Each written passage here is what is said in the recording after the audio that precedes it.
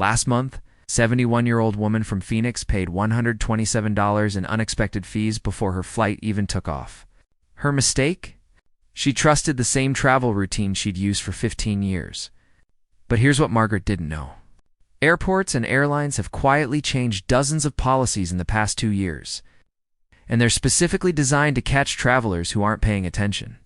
I've spent 3 months analyzing TSA reports, interviewing airport staff at 23 major U.S. hubs, and reviewing over 400 senior traveler complaints. What I discovered will shock you. 12 pre-flight airport mistakes seniors wish they knew sooner. Here's what they don't want you to know. Mistake number 12. Skipping online check-in. Okay, let's start with their first trap. Most seniors skip online check-in, thinking they'll handle it at the airport counter. That delay just puts you at the bottom of the priority list. Here's what airlines are banking on. When flights get overbooked, passengers who haven't checked in online become the easiest targets to bump. You show up ready to fly, but your seat's already gone to someone who checked in 24 hours earlier. A 68-year-old couple from Tampa learned this the hard way. They arrived 2 hours early for their anniversary cruise connection. "We thought early arrival meant guaranteed seats," Tom said. Wrong, they got bumped to a flight 6 hours later and missed their ship's departure. Online check-in does 3 things. Locks your seat, gives you a better boarding position, and flags you as a committed passenger. Your move. Set a phone reminder for exactly 24 hours before departure. Check in the minute it opens. Download your boarding pass immediately. If you're checking bags, you'll still visit the counter, but your seat is protected. Mistake number 11, bringing that tiny pouch for documents. You've got your passport, cash, and boarding pass in a small zippered pouch. Feels organized, right? That tiny bag is a pickpocket's dream target. Here's the problem. You're already juggling a carry-on and personal item. Now, you're tracking a third piece. Small, easy to set down, easier to forget. Airport security bins, bathroom counters, gate area seats. These are where pouches vanish. A 73-year-old from Denver set her document pouch on the TSA conveyor belt. She grabbed her shoes, her bag, her jacket. The pouch still sitting there when the next passenger's items came through. Gone. I didn't even realize for 20 minutes. By then, someone had taken it. Thieves love small pouches because they slip into pockets without anyone noticing. Lose your backpack? Someone might return it.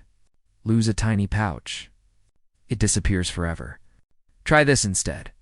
Use a neck wallet under your shirt or a zippered jacket pocket that sits against your body.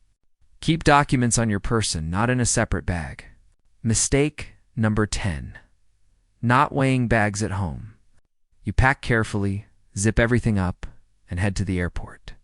The scale at check-in reads 52 pounds. The limit is 50. Now, you're repacking in front of strangers or paying $100 plus in overage fees. What most seniors don't realize, a full-size shampoo, bottle, conditioner, and body wash add nearly 3 pounds. That hardcover verbook, another pound. Those just-in-case shoes, 2 more pounds. A 69-year-old woman from Seattle faced this exact scenario.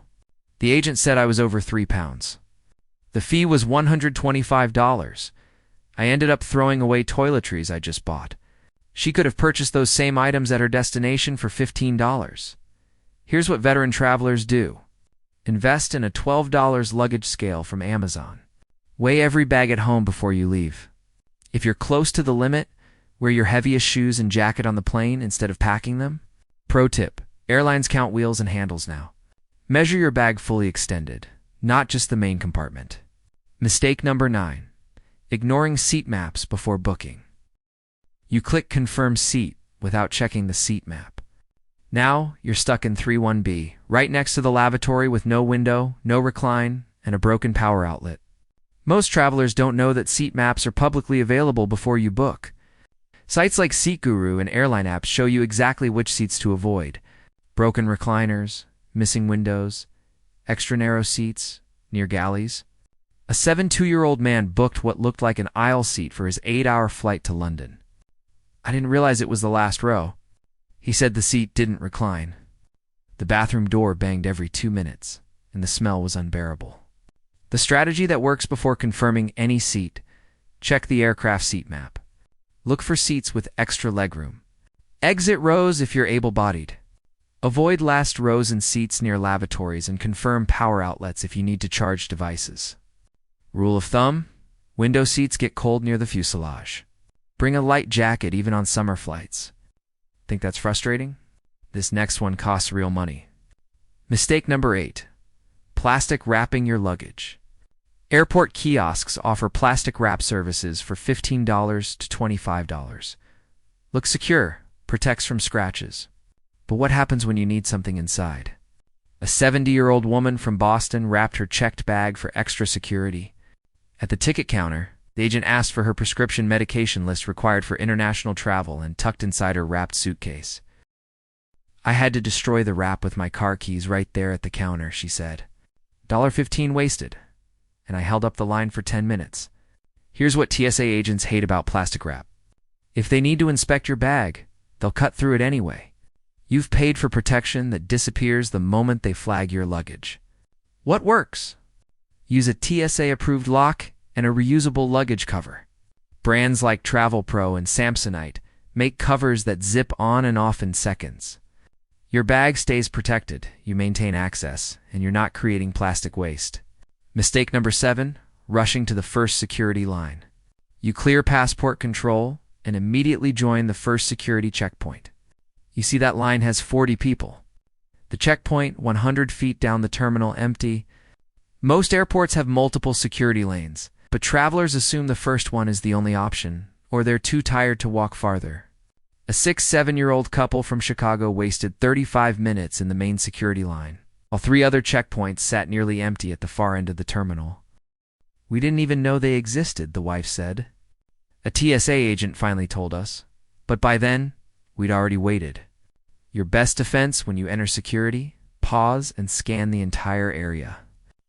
Walk toward the farthest checkpoint. It's almost always faster.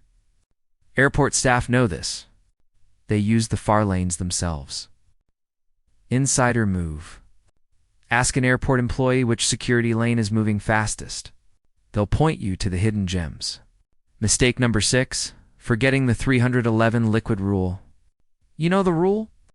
3.44 ounces or less all liquids in 1 quart size clear bag. So why do seniors still get flagged? Because they forget what they packed? That full-size contact lens solution, confiscated. The expensive face cream, that's 4.0 gone. And here's what catches everyone. Even if the bottle is half empty, if the container itself is larger than 3.40, TSA will toss it. A 74-year-old man from Miami lost a $60 bottle of cologne. It was only half full, he protested.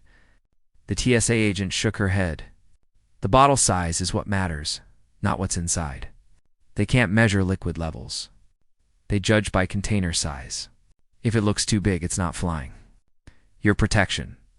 Buy travel-size bottles and transfer products at home. Keep everything in a clear Galances bag at the top of your carry-on. Pull it out before you reach the conveyor belt. Pro tip: solid deodorant, powder makeup, and stick lip balm don't count as liquids. Switch to solids when possible. Now, before we continue, let me give you 3 rules that will save you from most of these traps. Rule 1, prepare at home. Weigh bags. Check seat maps. Organize liquids before you leave. Rule 2, stay informed. Policies change quarterly. Check TSA.gov and your airline's website before every trip. Rule 3, ask questions. Airport staff would rather answer now than deal with your crisis at the gate. Now, back to the mistakes that are costing you money. Mistake number 5, shopping too long in duty-free. You cleared security early. Great move. Now you're wandering through duty-free, testing perfumes, browsing chocolates, losing track of time. Duty-free zones are designed to trap you. Some are so massive you could spend 2 hours exploring. That's intentional. Airports profit when you shop and forget your gate. A 69-year-old woman from Atlanta missed her boarding call entirely. "I was 3 stores deep in the duty-free section," she said. "I couldn't even hear the announcements by the time I got to the gate. They'd given away my seat. She had to rebook for the next day. Cost $340. What insider travelers do. Set a phone alarm for 30 minutes before boarding. Shop quickly. Stay aware of time. And always keep your gate number visible. That $20 souvenir isn't worth a $340 rebooking fee. Your smart move? If you must shop, do it after you've visually confirmed your gate location and boarding time on the departure screen. Mistake number 4. Eating exotic foods before flying. You spot an exciting new restaurant in the terminal? Thai curry spicy tacos, rich Indian food. Sounds perfect, right? Your stomach will hate you at 35,000 feet. Here's why this backfires. New spices and unfamiliar ingredients can trigger indigestion. And at cruising altitude, cabin pressure drops. When that happens, gas in your stomach expands. Translation: bloating, cramps, and constant discomfort in a cramped seat. A 71-year-old man from Phoenix tried airport sushi before a 5-hour flight. Within an hour, I was miserable, he said. Stomach cramps, nausea, couldn't get comfortable. I spent half the flight in the lavatory. Even familiar foods can cause problems if they're too salty, greasy, or gas-producing. Beans, broccoli, carbonated drinks, all expand at altitude. The strategy: eat something safe and familiar before flying. If you want to fight bloat, choose foods like bananas, ginger tea, or plain crackers. Save the culinary adventures for after you land. Mistake number 3, ignoring turbulence timing. You book an afternoon flight because it's convenient. But if you're sensitive to motion sickness, that timing just guarantees a rough ride. Turbulence is caused by thermal air currents, rising pockets of warm air that create bumps. The sun heats the earth throughout the day, creating more thermals. More heat equals rougher skies. A 73-year-old woman from Denver booked a 2 p.m. flight to save money. I spent 4 hours feeling nauseous, she said. I couldn't eat, couldn't read, just held on to the armrest. Here's what she didn't know. The smoothest flights happen in winter, early morning or late at night. Less sun means fewer rising air currents, which equals calmer skies. Your counter move if you're prone to motion sickness: book flights before 10 a.m. or after 8 p.m. It won't eliminate turbulence completely, but it significantly reduces your chances of a stomach-churning ride. Pro tip: sit over the wings. That's the most stable part of the aircraft during turbulence. But here's where it gets really serious. Mistake number 2, not sanitizing high-touch surfaces. You don't have to be a germaphobe, but airports are bacteria breeding grounds. And the dirtiest surface isn't the bathroom, it's those plastic TSA bins. Studies found that security bins carry more germs than airport toilet seats. Everyone tosses shoes, belts, phones, and bags into them. They're rarely cleaned between uses. A 68-year-old couple from San Diego both got sick after a flight. We traced it back to the airport, the husband said. We ate snacks right after security without washing our hands. Big mistake. The second dirtiest spot: your airplane tray table. People eat off them, change diapers on them, and flight crews rarely have time to sanitize between flights. Here's what works. Pack antibacterial wipes in your carry-on. Wipe down TSA bins before placing your items. Sanitize your hands immediately after security and clean your tray table before using it.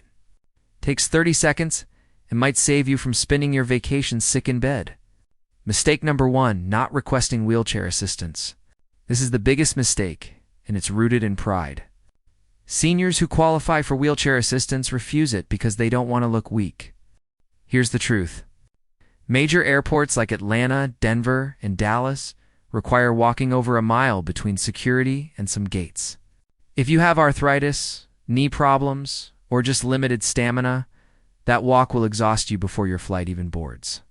A 76-year-old man from Florida refused wheelchair service. I thought I could handle it, he said.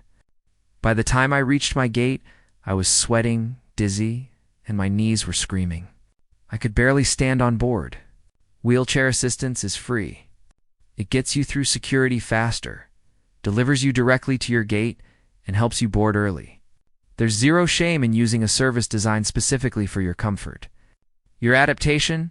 Call your airline 24 to 48 hours before your flight and request wheelchair assistance. When you arrive at the airport, proceed directly to the designated assistance area, usually near the entrance. Rule of thumb: if you use a cane at home, you qualify for assistance. Don't let pride ruin your trip. Now you know the 12 mistakes that trap seniors at airports. But knowing airport mistakes won't help if you make critical errors during the flight itself. A 72-year-old woman from Phoenix just spent $340 on medical care after her flight because she didn't know the 3 hydration rules that prevent blood clots on long flights.